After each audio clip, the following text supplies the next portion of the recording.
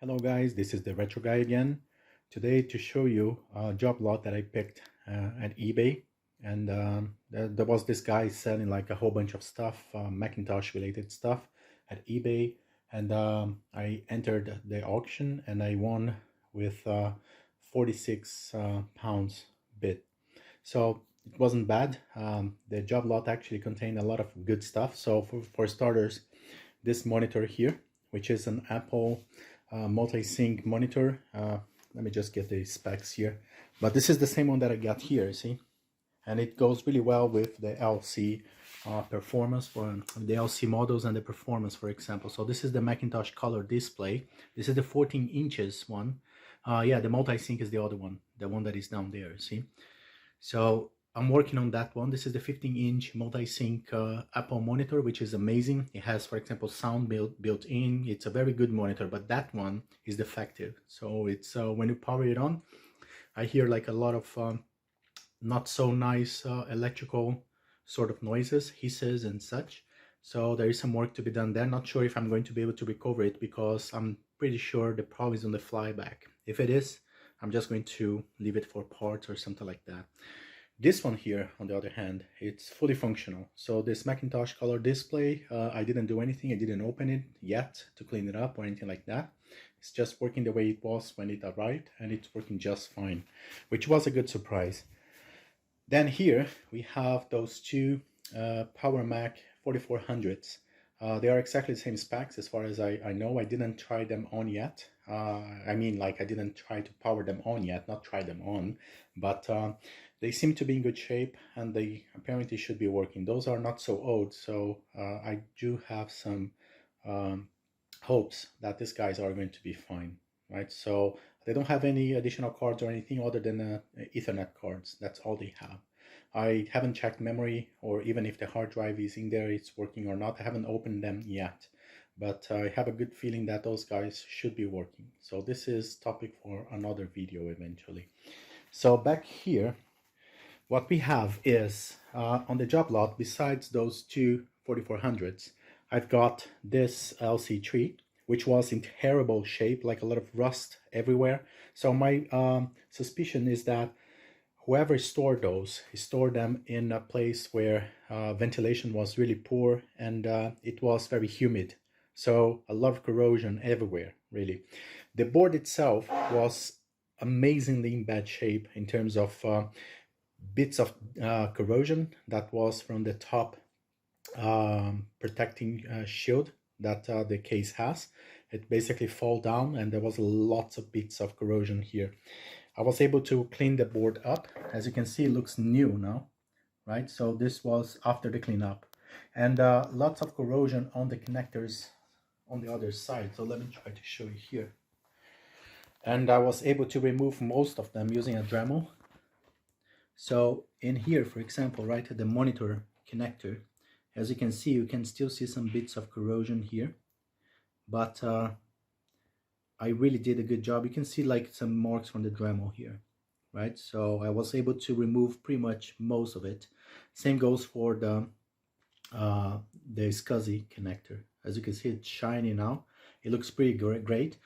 In the case here, you can see some remainers of the corrosion that I found that was on the screw that was here, right? So it was in pretty bad shape. Trust me, like this was really bad. It's unfortunate that I didn't actually took a picture before so you can compare the before and after.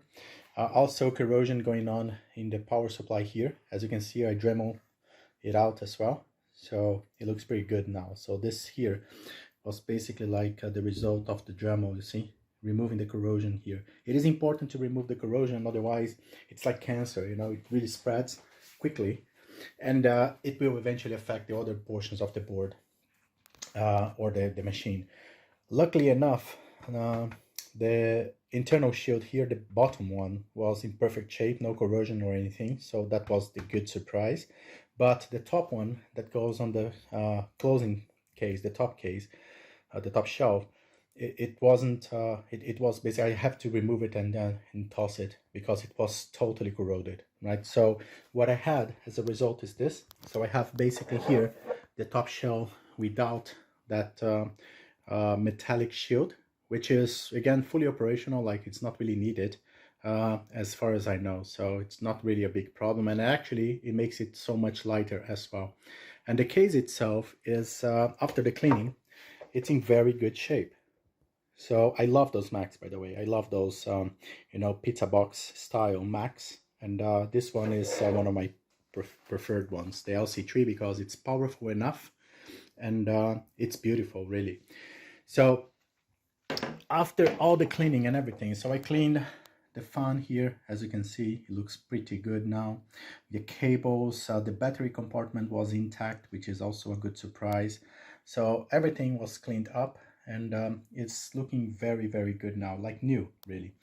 I also do some cleaning on the floppy drive here, but I think I have a feeling that I will have to basically open this up and actually do some more work here, right? But other than that, like the hard drive was missing. Actually, there was a hard drive that wasn't operational at all. So I tried with another one, it booted up, so the machine is actually working.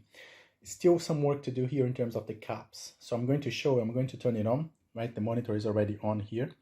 And I'm going to turn this machine on now so you can hear the noises that it boots or it tries to boot, because right now there is nothing on it in terms of hard drive. But the important thing here is to concentrate on the noises, right? So let's power it on. Look at the noises. Healthy chime, which is always good.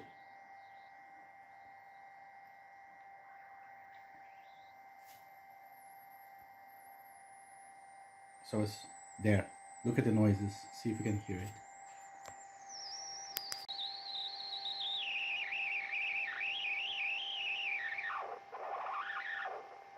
I think it's very, you know, easy to hear that, right?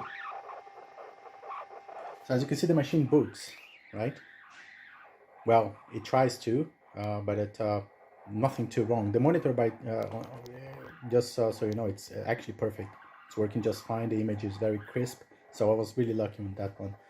But this one here, this is to me a clear indication of caps, you know, caps that are not no longer like working as they should. So let me power this off here. And so what I will need to do here is disassemble this again, you know, remove the logic board and recap it basically. So after doing the recap, I'm pretty sure this Mac is going to be working just fine, right? It's a matter of adding a hard drive here, and I'm good to go, really. So I'm going to do that. I'm also going to add here a math coprocessor here. So I do have a spare one, so I'm going to add it here. And yeah, that's pretty much it. So I'm going to start on the recap work now and make this machine back, turn it back to its old glory, right? So I love the LCs, and this is a great machine, really. So that's it for the LC. Another one that came in the job lot that I got my eye on was this one here. So this is only the case, right? Because I'm already working on it. So this is a Macintosh IIvi. And the case itself looks great. Yeah, it's just a little bit yellowed, but you know, not a lot to be done here in terms of you know, recovering this case. There's no marks or anything like that. It's more like cleaning it up. I haven't done this yet, so it's still some work to do. As you can see, look there, right? You can see the amount of dust that is in here. This machine, I haven't found any major signs of rust on it, which is a good thing. So I'm basically now going to work on the internals of it because this one wasn't booting as it should. Still, I heard like the booting chime. It looked okay, but I didn't see any disk icon or anything like that. So it tells me that I need some work, right? So I'm going to work on the internals and see if I can get it back online. And then there is this monitor here, which is the multi-sync that I mentioned before, right? I love those monitors again because, as you can see on the side here, there is here, you see, you have stereo speakers, which is really amazing. So I have the intention to try to recover this guy, even though it looked as non-operational. As I said, like a very strange and intimidating high voltage noises. So there is some work to be done here. As you can see, there is rust all over the place, right? So you see that protecting shield here, how bad it looks, and this is never a good sign. So this the humidity might eventually like get to damage, you know, like all the internals and everything. So not really sure if there is a lot I can do here. So looking at the caps, they kind of look okay. I don't see any, for example, like a stuffed cap or anything like that. But still, as I said, like I do have to do some work here. So I do need to disassemble the whole thing, check all the components, and making sure that whether or not they are operational, right? And then reassemble everything, give it another shot, and see whether or not it works. If it doesn't, I'm not going to spend a lot of time here, because again, this is a lot of high voltage going on, and I'm really not too comfortable. For example, if it is the flyback, which is this guy here, there is not really a lot I can do other than try to find another one. And let's face it, like I'm not going to do it.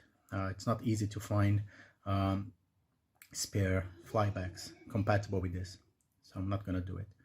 So I'm going to close this video now, and then I'm going to show you the internals of the IIvi. Okay, so you get to see the state it is. I haven't started cleaning it up yet, just started the disassemble of it. So let me go there, and you guys get to see it. So this is the Macintosh LCIII internals. I have already removed the top shelf where the hard drive and the floppy disk goes. So it's a metal shield, basically a metal assembly, and it was in very good shape. So no rust or anything like it. So that's the motherboard, and as you can see, also like no signs of rust or anything like that. So it's very dirty, of course, but much better shape than the LCIII one. So it has plenty of memory, even though I don't know the amount. So we have here the 4 sims for the RAM and 2 sims here for the VRAM, which is a good sign. So it should be, I think, eventually like maxed out. So I really need to check it. There is room to add a math coprocessor here, which I also have for this one, so I can add to get that into its best shape possible. And battery here, like no signs of leakage or anything like that, which is also great, especially for those old computers. By the way, the LCIII and the Mac 2 VI, sorry, both had batteries when I got them. I removed them, of course, and by luck, you know, they didn't leak or explode or anything like that. So the motherboard itself looks very clean. Of course, it's very dirty, as you can see, right? So it's still a lot of work actually to be done here. You can see the amount of dust that this board has collected over the years. So it's just a matter of basically doing the same thing as I did with the LCIII one. So go through a thorough cleaning process here, let it dry, and then start working on the caps and stuff like that. So probably this board is also in need of recapping, and so I'm going to do that. Again, normally I don't do recapping, but because those computers were stored in such poor condition, it's very likely that they are in need for a recap. So I'm just going to recap them all, right?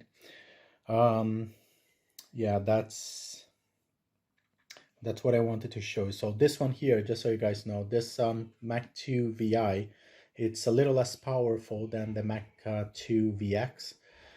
It's still a very good computer. Like this one here has a 68030 processor, which is where is the processor here?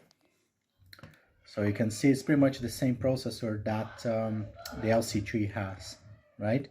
It has more space for video in terms of the 2 dedicated video RAMs here. Basically allows for much more complex video interactions than the LCIII, for example. And more memory, of course, right? So again, I'm yet to see the amount of memory that this machine has because it hasn't powered up yet. So we need to basically analyze this. But yeah, other than that, like it's just a matter of going through the process that I know so well, you know, like removing everything, cleaning everything up, making sure that the caps are okay or replace them, and then I'm pretty sure this machine is going to be back to its former glory. right? So it's a very nice machine. I intend to keep it. So this one and the LC3, I'm going to keep it for sure. Probably going to keep this monitor here as well, because I like the idea that this monitor actually fits so well with the LC machines, and also some performance like the 475, for example, that I also have. It's going to look great with this monitor here. It's just a matter of cleaning it up, you know, like removing these little marks that you see here. And so I'm going to open it up. I'm going to do a thorough cleaning internally as well, like I always do. And I also have another one there that is sitting on top of that Macintosh 6100. So I still need to do a lot of organization here. As you can see, there is bits and pieces everywhere, and I need to basically organize this over. But overall, like very happy with this job lot that I got from eBay. So it was a good one. I really enjoyed that.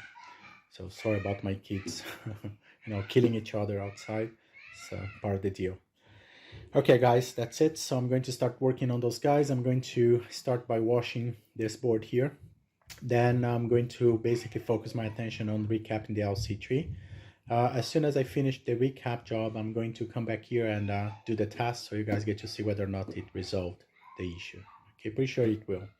And this one here, after the cleaning, I'm going to try to power it up before the recap. Make sure that it still doesn't boot. If it doesn't, then I'm going to go with the recap. If cleaning it up basically makes it boot for whatever reason that is, sometimes just the cleaning removes some residues and eventually like clean up some shorts and stuff like that, it might make this board boot again. So I'm going to give it a shot. If it still doesn't boot, then I'm going to go through the process of recapping it, and hopefully this will be enough to bring this machine back. So let's see. That's what I have for now. Stick with me and I'm going to show you the rest. Hello everyone. So this is the retro guy now with this is the LC board recapped. So I've got some surface mounting caps to replace, but not all of them. So I was able to find like those that you see here. Those were properly replaced, but the ones that I didn't have surface mounting caps, I used those through-hole caps, which are just fine. As long as the specifications are the same, they should work just fine. So it's always good to have a box like this, you know, with a whole bunch of them. So basically, you are never out of caps. It's not ideal, but for boards like this, it works just fine because there is nothing that goes on top of it. So it has plenty of room for you to use those through-hole caps here. And the trick is to get enough surface on the pads so that enough solder is able to basically flow through and secure those caps in place. But that's actually a very nice trick that I've learned along my way, which is basically whenever you don't have the surface mount caps, use those here and they work just fine. Be careful to examine the polarity. As you know, caps are polarity sensitive, so you need to basically look at the board. As you can see, there is a plus sign just here, and the part on the through-hole cap that is the positive is the one that doesn't have this white band here, you see. So you just have to basically follow through and it should be just fine. For the surface mount caps, they have this black signal here that basically signalizes the negative pole. So that's basically the way it goes, right?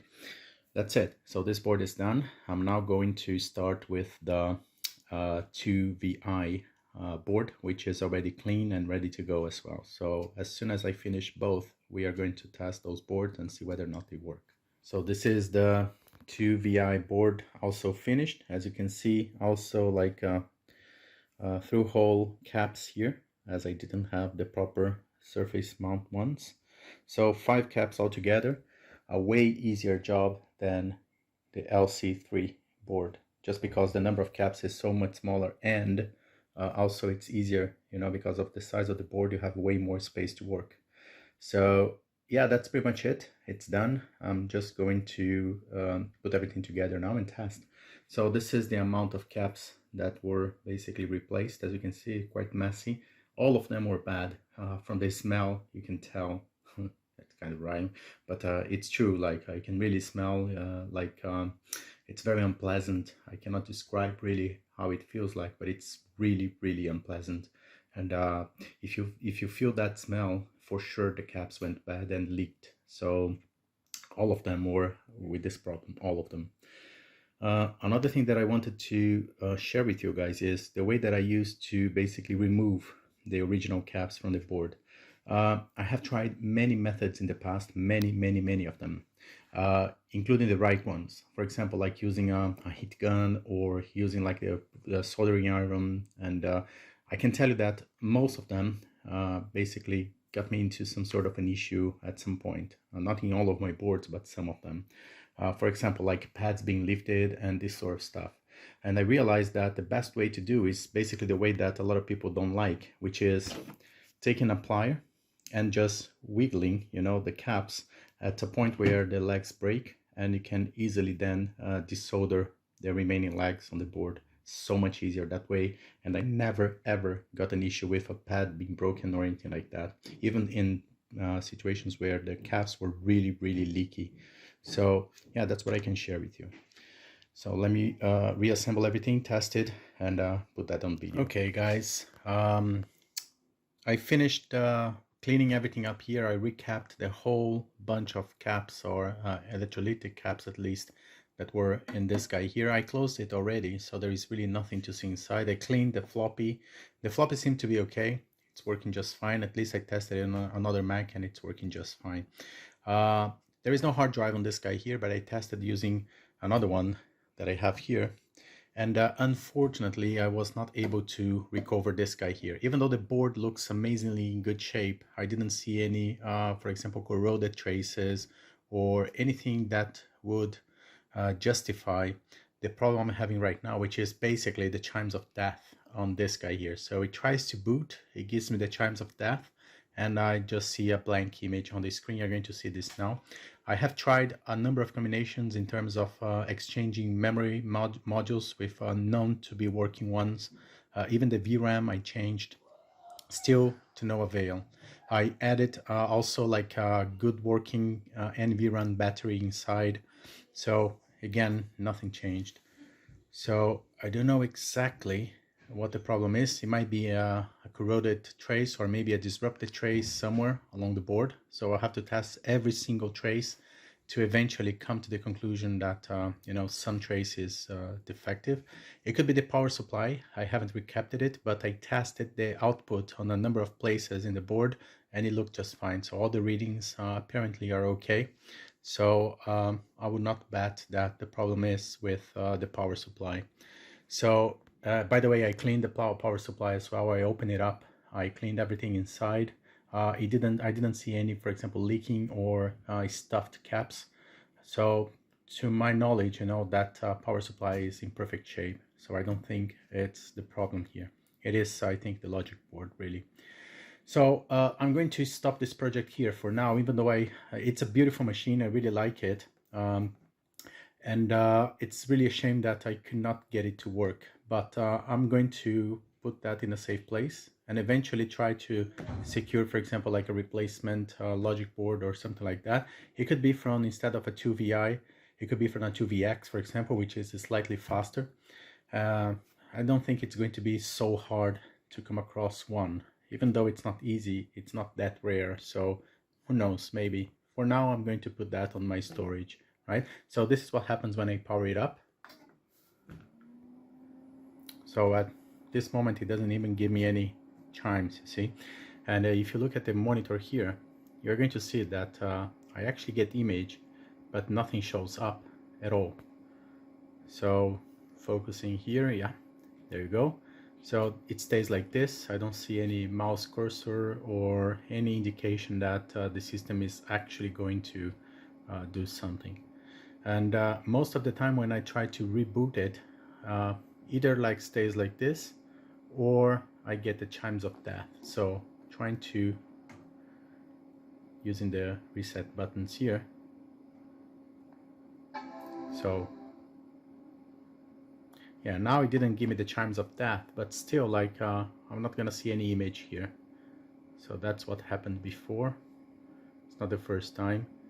So you see that apparently it seems like it's going to boot. just fine, right?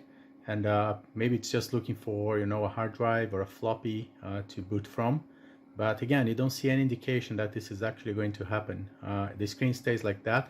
You don't see the round corners, which is an indication that the system is actually picking up. And you don't see, of course, the flashing floppy image, which tells you that it's looking for a boot system.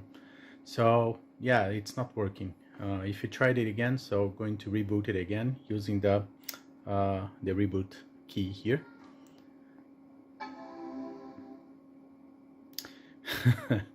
Don't ask me, but I don't know why I don't see any chimes of death now. It was happening before.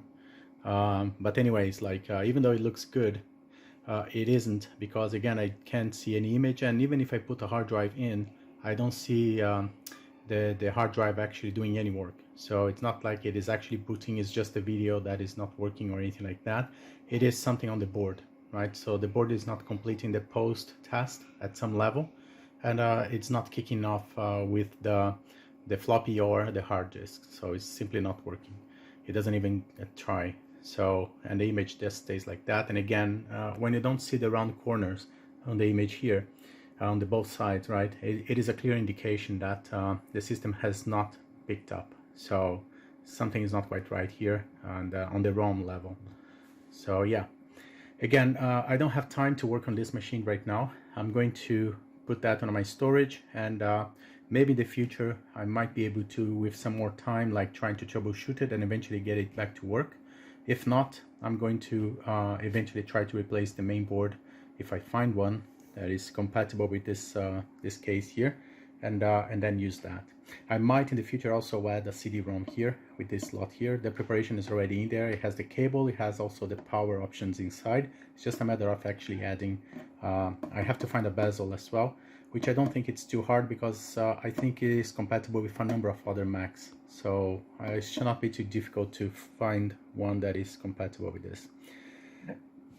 That's it for this one here. So the good news is I managed to fix the LCIII. So the LCIII, after the recap, everything is working. So I'm going to cut to the LCIII now. I'm going to remove this guy here, put the LCIII in place, and we're going to see it.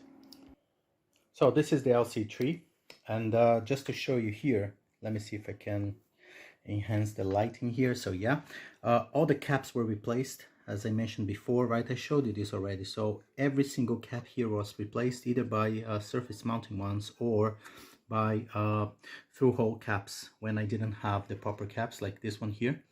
But all of the caps were replaced, all of them. The fan was also cleaned. So as you can see, like it looks almost like new, no dust or anything like that.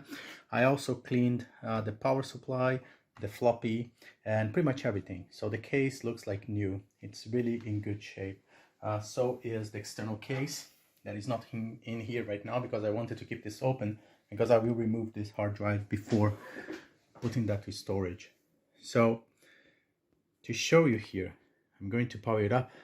Don't mind the noise. The noise is going to come from this hard drive here. It's very old, still working, but it's bound to fail at some moment. And because of that, it's really, really, really noisy. But all those noises that we saw before, you know, like that hissing noise and stuff, it's gone, and everything is working as it should. So this is a very good machine in very good working shape. I also added here the math coprocessor, as you can see. So this is an added functionality. So let's power it up. You get a very healthy chime, and it will just boot up perfectly. As I said, the noise that you hear is from the hard drive. Those old SCSI drives are really, really noisy. So we got image and we have booting, and again, it's working just perfect. I'm actually going to wait for the booting process to complete, because I need to see the amount of RAM memory that this guy has.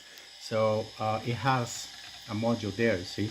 It's just that it's not written in the module exact amount of memory that it has. I could research the serial number on the module here just to come up with the conclusion, but I'd rather actually power it up and see on the readings on the system here what is the amount of memory that this guy has. So let's wait for the booting process to complete.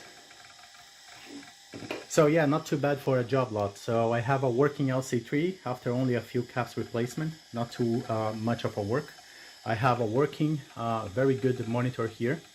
And I still have two 4400s to go through, which I think they are going to be okay as well.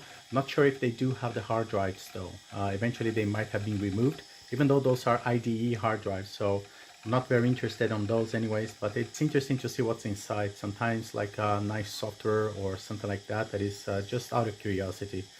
But I have to check that yet, right? So still haven't touched the 4400s. So yeah, this one, as you can see, it's perfectly fine, working just as it should. So let's check the memory here. So this guy has 12 megs of RAM altogether. So yeah, not too bad, not perfect, but not too bad either. So it's not, again, having a working LCIII to me is already like, it pays, you know, for the whole job lot, really. Because first, I love those machines, really. I love them. They are so sleek and such a nice machines, and very silent when you have the proper hard drives in place, or if you have a SCSI to SD instead of the SCSI hard drive, which is probably the route I'm going to take. They don't take a lot of space, so they are very, very sleek and portable, and they look beautiful, especially with this monitor here, which is a perfect set for this particular pizza box sort of Mac. It sits on top and it completes the whole set and it looks amazing. So yeah, it's very happy with that so far. Still have the 4400s to work. Let's see how they go, and still have this other monitor that I mentioned before. That is the 15 inches multimedia one here that has the speakers and such. I love those monitors, but unfortunately this one here is apparently defective. So you power it on, you hear a lot of high voltage and noises that should not be coming from you know, a CRT monitor. And thing is, if it is not caps related, if it is, for example, like a leaking on the leakage on the flyback, for example, or something like that, I'm not going to be able to fix it. I'm not even going to attempt fixing that. So in this case, like, this monitor is probably going to go to the trash or something like that. I'm not even sure I'm going to keep it for spares, because, you know, the chance of I needing something from this guy here to actually, you know, recover something else, I think it's fairly low. So if I can't see the problem and I can't get it to work, I'm just going to dispose of it, unfortunately. Again, like recovering CRT monitors is way too hard and too risky as well. So caps are easy. You can just replace the caps. But the noise that I heard apparently is not coming from caps or things like that. It's really more like high voltage sort of interference or something like that. I really don't know what it is. I'm not going to show you on camera here because I'm actually a little bit afraid of powering it on again. I powered it already twice, and the noises are really scary. So I looked at it with the cover removed while powering it up to see if I could see, for example, like electricity arcs, you know, coming from the flyback. I didn't see. So that's actually a good sign, because probably it's not related to flyback leakage or anything like that. It could be something else. But still, not gonna waste a lot of time working on this guy here. So I probably just going to, I'm going to disassemble it. I'm going to do a very good cleaning on it. And I'm going to go over the caps. If that isn't enough, that's it. This guy is going to be disposed of, probably. Which is a shame, but again, CRT monitors, there's not much else you can do, at least not on with the knowledge that I have, and I'm really not going to risk it. You know what I mean. So that's it, guys. So far, that's what we have. I am going to still work on those two 4400s that you see on there, and hopefully they are going to be also fully functional. I like the 4400s because I had them, one of them at least, not those two, but I had a one 4400 in back in the days, and I really loved those machines. They were so fast, you know, compared with the other Macs at the time, and PCI based bus, and they were one of the first Macs to come up with, instead of using SCSI, using IDE, which a lot of people, of course, complain about. But it made a lot of sense at the time, and it was so much easier, to replace or to upgrade the hard drive. It was cheaper and easier to find as well. But yeah, it's a good machine. It's not the worst of the Macs. I really like them, even though they look more like a PC than a Mac themselves. They do have their place in history, so I like them. Let's see how they are, but this is a matter of for the next video. Okay, cheers guys. Okay, see you later. Let's check those 4400s. So this is the first one that was on top of my pile there. Never turn it on. It's going to be my first. It might explode, it might not boot. I have no clue what's inside. I haven't opened it yet to see what's inside of this. The only thing that I know is there is an Ethernet card on the back, so it's a PCI probably card that is installed here, and that's all I can tell really. So I don't know the amount of memory, whether or not there is a hard drive inside, or even if the hard drive is actually working or not. Not even know if this guy is going to actually do something when I press the power button here. So let's give it a shot, shall we? It's already plugged in, connected, and ready to go. So let's see what happens. Apparently nothing, see? So this guy is dead. Power supply might be gone. So just checking here if I did everything correctly. Yeah, looking here, like there is not much for me to do other than just connecting the cable and hoping for the best. It is set to 230 here, the voltage, which is basically right for the connection I have. So yeah, might be the case that this power supply is fried. So if you see here, this guy has a lot of rust, just like the other things that were part of this job lot. So again, those Macs were stored in a very poor condition. It's really a miracle that I was able to salvage that LCIII, but those guys are not in good shape. So there are a lot of rust here on the case as well. So a lot of points of rust, and there is nothing I can do against that other than, for example, sanding it up and painting it again, which I'm not going to do, at least not for now. So apparently this guy is not working then, and let me just reattach the cable here. So this cable is connected to power, yes, just double checking it again, and let's try to power it up again. And nothing happens. So no, this guy here is a goner. I'm going to open it up later on when I have the time. Not too interested in those, so not going to waste a lot of time here. Let's pick the other one and put on top of this and see what happens, shall we? So this is the second one. As you can see, it's even worse than the first in terms of corrosion. Look at this here. So this is not leakage from battery or anything like that. This is actual corrosion. So there was water coming in here at some point. Yeah, so look at this. Unfortunately, those guys, I think, are beyond salvation.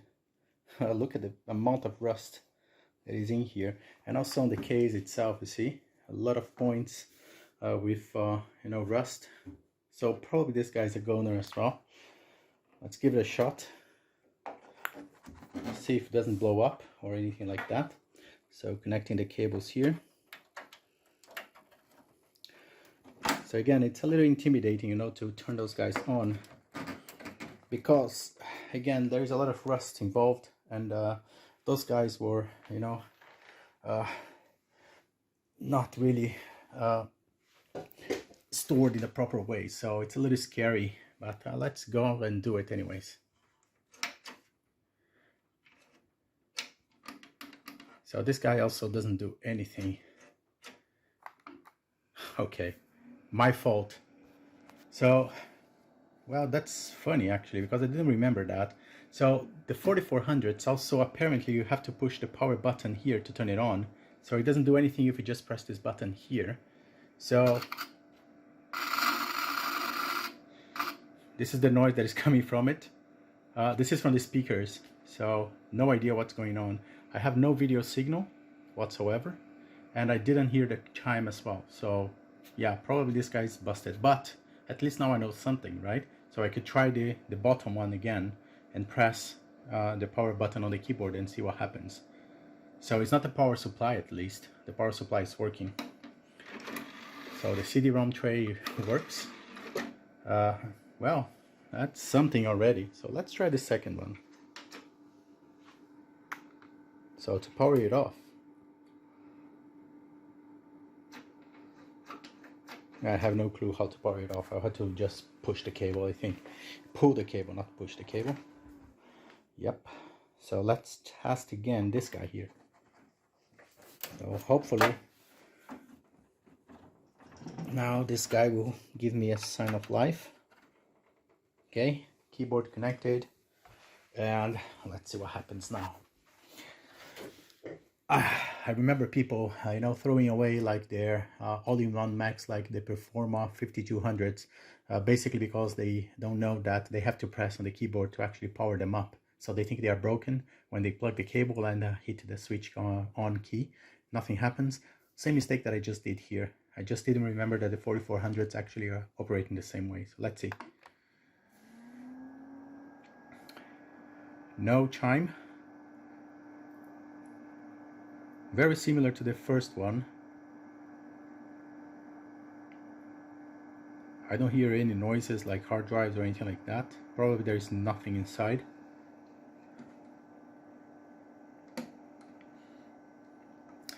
CD-ROM apparently is not working. It's not moving. So yeah, nothing happens, see? So I might open these guys up just for the fun of it, now that I know that they turn on. Why not, you know?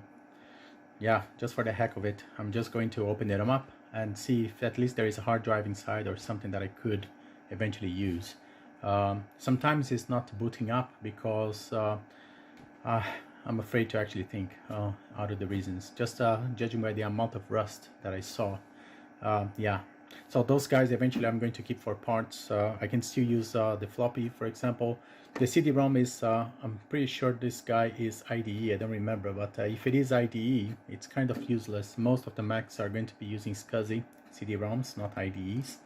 If this guy is SCSI CD-ROM, which has happened in the past, like some machines, for example, the, to give you an example, like the newer Performas, like this one here, right? So this is the 5500.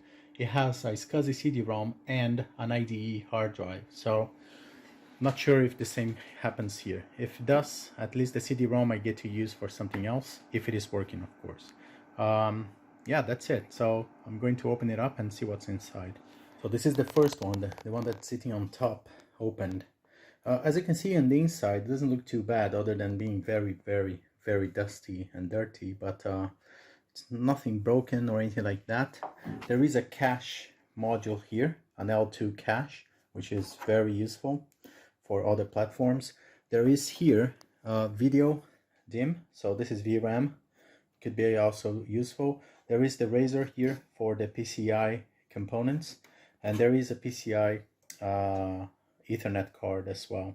So it might be useful for some other Macs, like for example the 5500 that also uses PCI bus, so it could be useful on those. There is the floppy as well, which is also useful in a number of ways. Unfortunately, the CD-ROM is IDE. You can just see by the cabling here, right? So this guy is IDE, is not SCSI, which is a shame really, but I was expecting that kind of, like, I remember this machine to be fully IDE based, and that was one of the complaints from the users at the time. It is really, really dusty and dirty, you see, but yeah, those guys, I think they were used as office machines. Probably they will stay on like for a number of hours, like if not forever. And even though, like, look at the power supply here, it's looking amazingly in good shape, you see. So this is a PC power supply, as you can see. This was one of the modifications that Apple did in the 4400. So this is very like PC architecture, if you will. So also one of the complaints about the users, from the users at the time. But in the other hand, like, it made it so easy, you know, for us to replace the power supply and other things inside of this machine here, because they were all compatible with PCs, including the PCI cards and such. So yeah, that was basically a good machine. The hard drive was removed. I already looked. which is actually a good thing. I have to be very honest. Like a lot of people, they tend to forget that there is some sensitive data in those hard drives eventually, and just disposing of computers without removing the hard drive is never advisable. So when I see a computer that has been tossed out, and I looked at the hard drive has been removed, actually tells me that at least the owner is concerned about their data, which is something good at some point. Again, this was an IDE hard drive, so it's not hard to find a new one, a working one, and I'm not too worried of not having one here. If it was SCSI, then yes, it's really a shame, but IDE, who cares, you know? And I can even use like an IDE to compact flash adapter that goes for like 8 quid or something like that, coming from China, so it's so cheap, so not to worry about that. Yeah, that's what we have here. So I'm going to basically use this guy here for parts. I'm not even going to attempt refurbishing it because of the state of the case and the rust. So it's basically I'm going to remove the parts and eventually toss this guy out. Like I'm not going to try to figure out what the problem is or anything like it, right? Maybe the next one, the one that is on the bottom, it's in slightly better shape, so I might want to attempt fixing that one, not this one here. So this one I'm just going to gut it out, remove everything that I can. I really wouldn't care about the motherboard here, but I will keep it at least for now, just to see if eventually I can use some parts of this motherboard here into the other one. So eventually out of two, if I can make one working 4400, that is already way too much, way more than I would expect. If I can't, well, not to worry about it, because as I said, I don't care too much about those machines here. They are heavy, they are bulky. I'm not gonna keep it on my area here for sure. So even if I was able to fix it, I'm just going to put that out on the storage. So it's not something that I'm going to be, you know, worrying too much about. I'm not saying that I dislike those machines though. As I mentioned before, like I used those for a long time back in the days, and they were very reliable and fast machines, even if you compare it with the Power Macs at the time. So, and it was way cheaper than the actual Power Macs, even though this was a Power Mac, but it was always thought to be like, you know, this is an attempt from Apple to become closer to the PC world.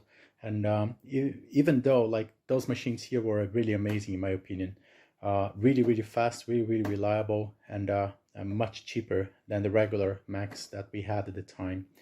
So yeah, it is a good machine, but again, not for me. I'm not going to keep it, at least not in my studio here. I don't have space for it. I don't have extra monitors to plug it in, so I'm not going to do it.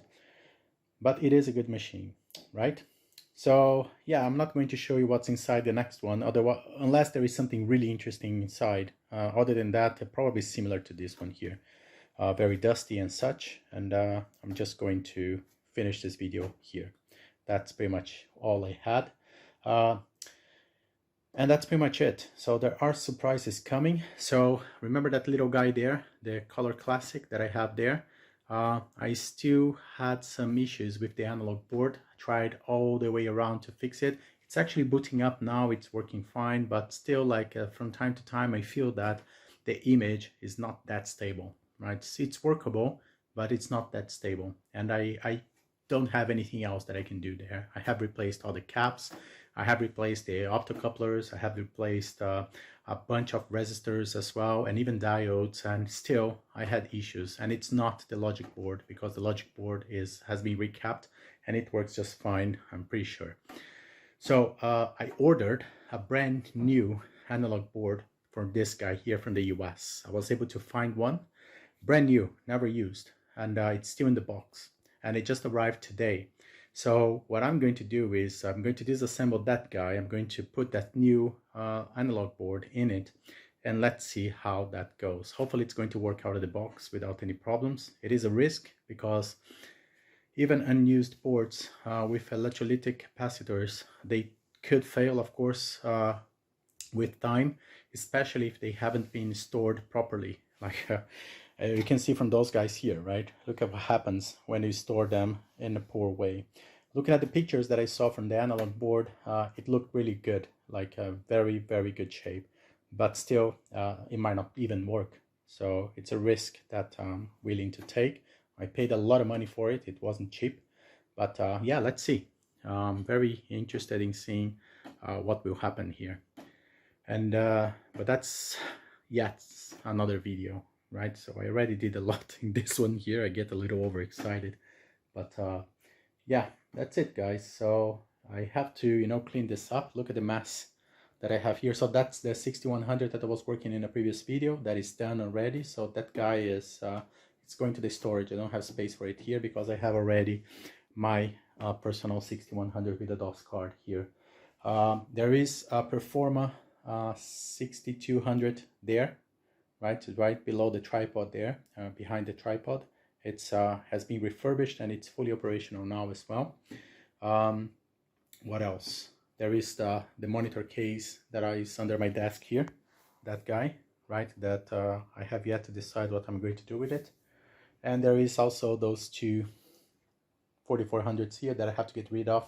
And this monitor here, I'm going to still work on it a little bit, open it up, eventually replacing some caps this time, and cleaning it up.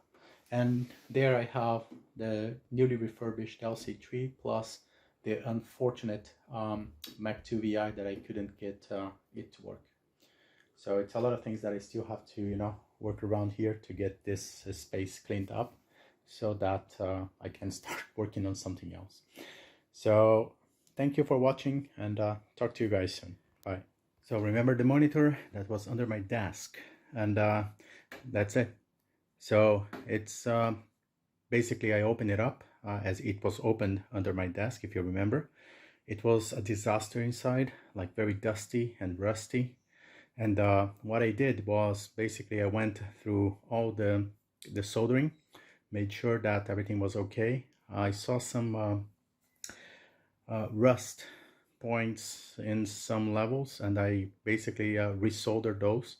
I checked the capacitors. They looked kind of okay. I didn't check them all, but I checked the most important ones on the video path at least, and they basically checked out okay as well. So ideally I should replace them, but thing is, this guy is now working.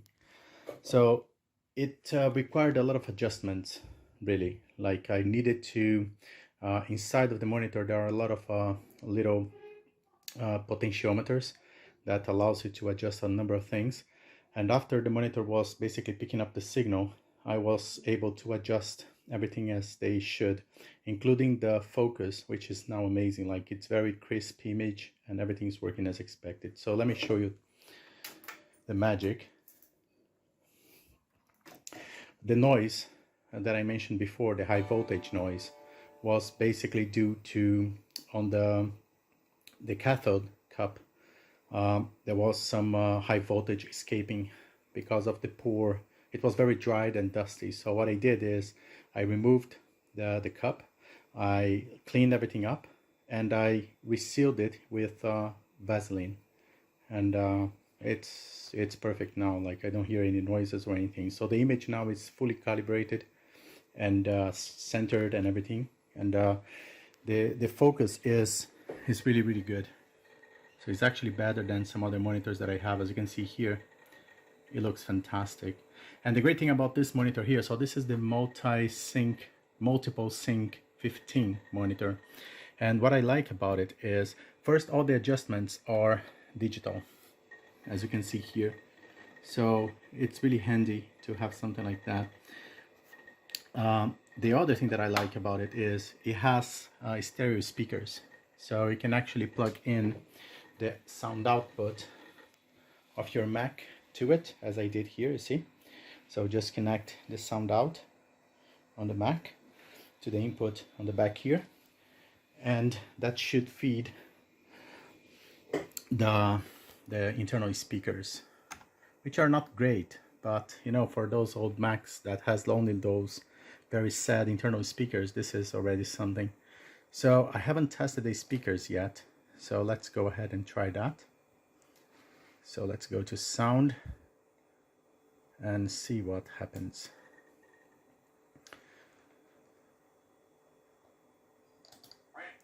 So I have to validate that the sound is actually coming out from the speaker. So sound out.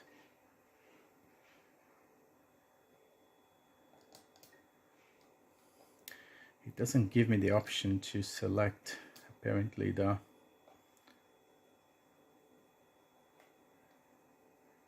okay, so let's try that.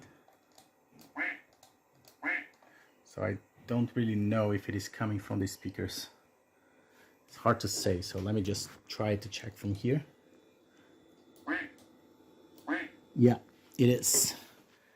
This sound is coming from the speakers. So yeah, it's no distortion on the sound or anything like that, and the monitor again looks amazing. So I'm very happy with this work here. Again, I didn't recap it, I just resoldered some aspects of it, and that's really all I did to get this back on track.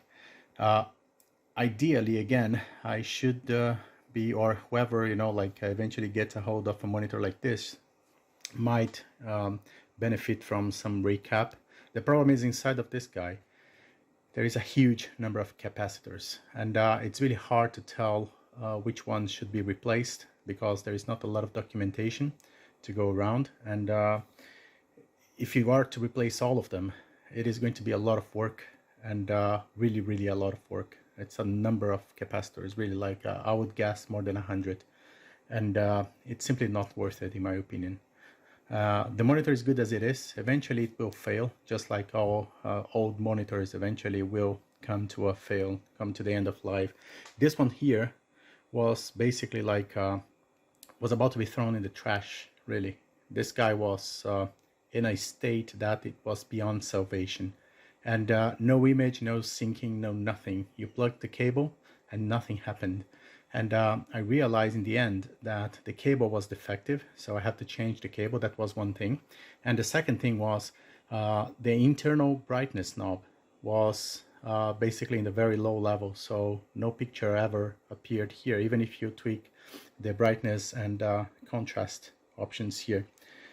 So yeah, as I said, it required a lot of fine-tuning to actually get it to this shape that you see on the screen right now, and I'm really happy with the results.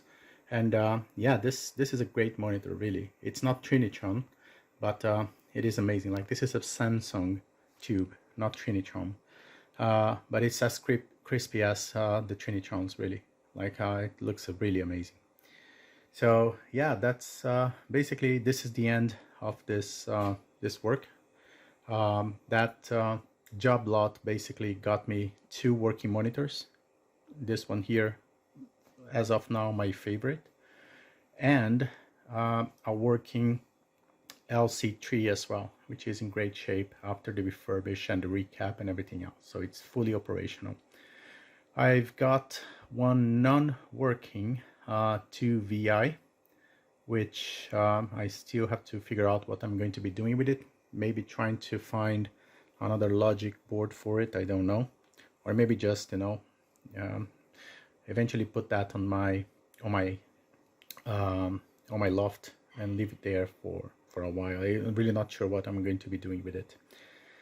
And 2 4400s that are in very sad shape as well, and eventually could be a future project, you know, to from out of 2 building one functional one. I saw already like a lot of leaking caps inside, so that guy needs to be recapped, fully recapped.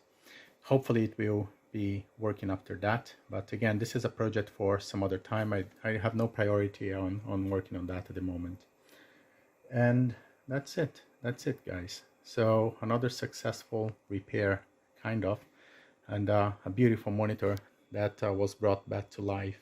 So again, very happy with that. Okay, that was what I had to show you. So cheers, see you next time.